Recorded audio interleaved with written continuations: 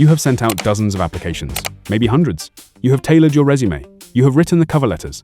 You have spent evenings and weekends going through job boards, customizing every submission, following every piece of advice about how to stand out. And the response has been mostly silence. The occasional automated rejection, the interview that seemed to go well and then disappeared without explanation. This is not a you problem. The job market is still showing 6.9 million open positions, according to the Bureau of Labor Statistics. Unemployment is sitting at 4.4%. On paper, there are opportunities everywhere.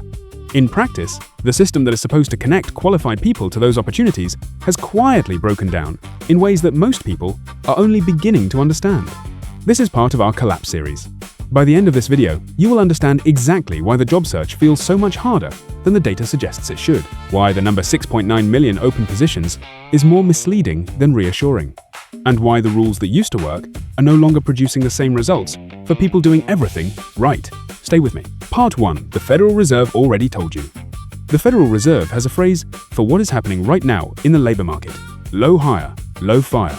Companies are not cutting jobs aggressively, but they are not bringing in new people at anywhere near the rate they used to. That combination produces a market that looks stable from the outside while feeling completely different from the inside. When hiring slows, the effects do not show up immediately in unemployment numbers. They show up in the experience of trying to get hired. Fewer interviews, longer response times, more competition for the same role, decisions that get delayed without explanation, and in many cases, simply never arrive. The top-line data does not capture any of that. It counts people who are employed and people who are actively unemployed. It does not count the person who has been searching for 8 months, applying consistently, and getting nowhere. Job openings have declined from previous peaks. Even though the number still appears high on paper, the more important metric is conversion. How many of those postings actually result in a hire? And right now, that conversion is weaker than it has been in years. That gap between postings and actual hiring is where millions of qualified people are currently stuck. Not unemployed by the official definition, not employed, waiting in a system that appears to be functioning while actually running far below capacity. This is what the Federal Reserve's low hire, low fire description is actually pointing to. Not stability, but stasis. Part 2. Ghost jobs. The problem nobody wants to admit. There is a term that has become increasingly common among job seekers trying to make sense of their experience. Ghost jobs. Positions that are posted on job boards but do not appear to be leading anywhere. The listing stays live for weeks or months. Applications go in. Nothing comes back. The role never gets filled. At least, not in any visible way. This is not a rumor or an exaggeration. It reflects a real shift in how companies use job postings. Some listings exist to test the market, to gauge how many qualified candidates are available before making a formal decision to hire. Some exist to build a pipeline for a role that may open in the future but has not been approved yet. Some are posted for compliance reasons, to fulfill requirements around advertising a position before filling it internally. And some simply get frozen mid-process because business priorities shifted after the listing went live. From a company's perspective, keeping a job listing active costs almost nothing. From an applicant's perspective, each one represents real time, real effort, and real hope invested in something that may have never been a genuine opportunity. The result is a job market that looks far more active than it actually is. The 6.9 million open positions figure includes an unknowable number of roles that will never produce a hire. That distortion is not accidental. It is a structural feature of how the modern job market operates, and it is one of the primary reasons qualified candidates are spending far more time searching, with far less to show for it. When the headline number becomes meaningless, as a measure of real opportunity, the entire framework most people use to evaluate their job search falls apart. Part 3. 1 salary, 3 jobs. When hiring slows and budgets tighten, companies face a choice. They can reduce output to match their leaner teams, or they can ask existing employees and new hires to absorb more work. The choice most companies are making right now is the second one. The result is a pattern of role expansion, showing up consistently across industries. Positions that used to be clearly defined around a single function are becoming broader and less specific. A marketing role now includes operations. An administrative role now requires data analysis. An entry-level position expects familiarity with tools that a few years ago belonged to mid-level work. The job description gets longer, the list of responsibilities grows, but the salary attached to that description does not always reflect the expansion. For companies, the logic is straightforward. If you can hire one person who covers what 2 people used to do, you have reduced cost while maintaining output. What it does not show is the shift in what the worker is actually agreeing to. A candidate accepting a role in this environment is often signing up for something significantly broader than the title suggests. with expectations that become clear only after the start date. This creates a specific problem for people evaluating job offers. Compensation becomes harder to assess because the scope of the role is not clearly defined. Workload expectations are not fully disclosed during the hiring process, and because many candidates are competing for fewer available positions, the leverage to negotiate or ask difficult questions before accepting is lower than it used to be. People take the offer because options feel limited. The full picture of what they have agreed to emerges later, and by then, the leverage to renegotiate is essentially gone. Part 4. AI is compressing the job market, not replacing it. The conversation about artificial intelligence and jobs tends to pull in two directions. Either AI is about to eliminate everything, or the threat is completely overstated. Both framings miss what is actually happening, which is more gradual and in some ways more consequential than either extreme suggests. Research from the Federal Reserve Bank of Atlanta indicates that the overall impact of AI on total employment is still relatively small in the near term. Entire careers are not disappearing overnight.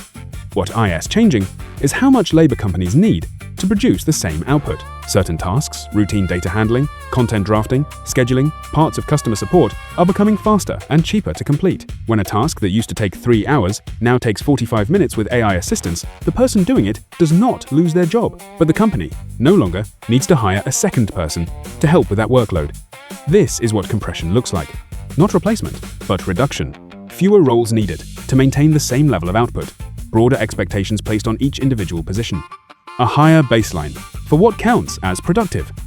In software, development tools raise expectations for what a single developer can accomplish. In marketing, content that once required a team can now be produced faster by fewer people. In operations, workflows that required manual coordination are being partially automated. The connection to the broader hiring slowdown is direct. If companies can run leaner teams, they hire less aggressively, even when business is growing. And when they do hire, they look for candidates who can operate alongside these tools effectively, which raises the bar for entry and changes what qualifications actually mean in practice. The result is a job market where the volume of available work has not collapsed, but the number of human positions required to handle that work has quietly contracted. That contraction is not dramatic enough to dominate headlines, but it is consistent enough across enough industries to explain why millions of people feel the squeeze simultaneously. Part 5. Qualified means less than it used to. There was a period when having the right qualifications created a fairly predictable path. A degree, relevant experience, the appropriate certifications. These were signals that could reliably move a candidate through the process. That reliability has weakened, not disappeared, but weakened enough that the experience of applying with strong credentials and receiving nothing back has become common rather than exceptional. Part of this is simple math. When hiring slows, more candidates compete for fewer available roles. Even if the average quality of the applicant pool has not changed, the ratio of applicants to positions has shifted significantly. That means employers can afford to be more selective. Not because the work requires more, but because the supply of candidates makes extreme selectivity possible. The bar appears to rise, even when the job has not fundamentally changed. LinkedIn's labor market data connects much of the hiring slowdown to macroeconomic conditions, rather than any sudden drop in the demand for skills. That means the challenge many people are experiencing is not about personal deficiency. It is about market conditions that have changed the relationship between qualifications and outcomes in ways that are not always explained clearly to the people navigating them. Candidates invest significant effort, receive minimal information about why things did not move forward, and are left trying to diagnose a problem that may not be theirs to solve. That is an exhausting position to be in, and it is by far the most common experience in this market right now. The overqualified label has become particularly revealing. Being told you are overqualified is often a signal about retention concerns or salary expectations, not a judgment about capability. It is a judgment about fit within a system that has become more risk-averse and less willing to commit, and that risk aversion is itself a symptom of a labor market that has fundamentally changed how hiring decisions get made. Payoff. The US job market has not collapsed. The official numbers are not lying exactly. They are just measuring things that no longer tell the complete story. Unemployment captures one dimension of what is happening. It does not capture the ghost jobs, the role expansion without compensation, the AI-driven compression of available positions, or the experience of being fully qualified and still unable to move through a hiring process that has become slower, more opaque, and less predictable than at any point in recent memory. What is changing underneath all of this is behavior. More people are starting to build income outside of a single employer, not by choice, but because relying entirely on one job has started to feel like a risk that the system itself no longer justifies. Freelance work, side income, skills that generate direct value outside of traditional employment. These are not new ideas. What is new is the number of people treating them as necessary rather than optional. That behavioral shift reflects a change in how people understand stability. A single job with a single employer was once the definition of financial security. It is increasingly becoming one input in a broader strategy. And the people who recognize that shift early, who build flexibility into their income and career structure before they are forced to, are the ones best positioned when the next change arrives. Not because they predicted the exact shape of what would happen, but because they stopped assuming the old rules still applied. The rules of the job market are not just bending, they are being rewritten. And the people who are still playing by the old rules, applying for ghost jobs, waiting for loyalty to be rewarded, assuming qualifications will translate directly into outcomes, are working harder than they need to for results that the system is no longer set up to deliver. If this video changed how you are thinking about your job search or your career security right now, hit subscribe. Because every week on LayoffWatch, we break down exactly what the labor market data is actually showing for workers earning between $45,000 and $85,000 a year. Not the headline version, the real version. And right now in the comments below, tell me this. Have you ever applied for a position and heard absolutely nothing back? Drop it below, because what you are experiencing on the ground is more valuable than any jobs report. I read every single one. The next video in this series is already on your screen. I will see you there.